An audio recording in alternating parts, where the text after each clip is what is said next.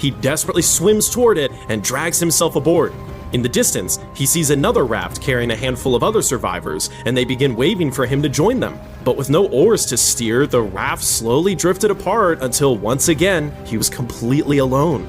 Aboard the raft, Lim finds some food, water, and signaling supplies. He began rationing carefully, clinging to hope that rescue would come soon, but days stretched into weeks, and his supplies dwindled to nothing.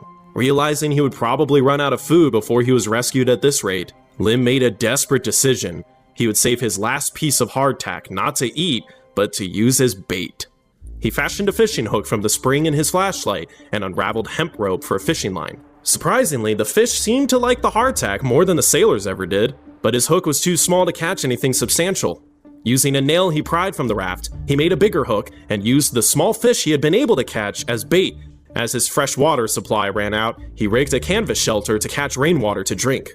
When seagulls began landing on his raft, Lim caught them for food as well. With no way to cook the birds, he butchered them, soaked the meat in seawater, and dried it into jerky under the scorching sun. Though the supplies he found on the raft had completely run out, he was now catching enough food to survive. But then the rain stopped completely, and soon, he was left with nothing to drink. Sunburned and delirious with thirst, he watched as sharks began circling his raft.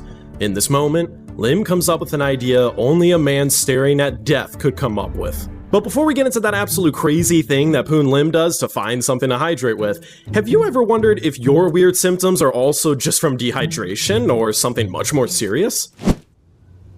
Oh no, I think I do have ribose 5-phosphate isomerase deficiency. One of the worst things about the modern internet is